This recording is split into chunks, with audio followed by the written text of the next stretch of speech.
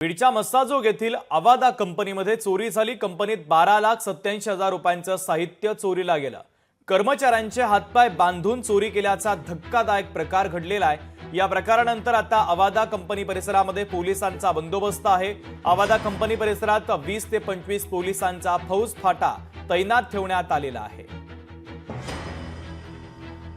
कोणीतरी बोरटे चोर बेर असतील, मला वाटतं त्यांनी अवादा कंपनीने पुढे येऊन हे आकाच्या सहकाऱ्यांना ह्या पूर्वी सवय लावलेल्या आहेत की इकडून नाही मिळालं तर आकाच्याच लोकांनी जाऊन ह्या चोऱ्या करायच्या। आता पाय बांधल्याच्या नंतर तो सुरक्षा रक्षक काय करणार?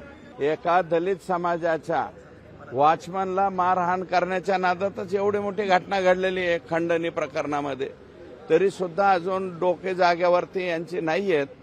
हे अजूनही माझं मत आहे की आकाच्याच कोणीतरी सहकार्याचे हे बघा, आता 2-4 दिवसात ते आरोपी सापडतील, त्याच्यामध्ये 100% हेच लोक असणार।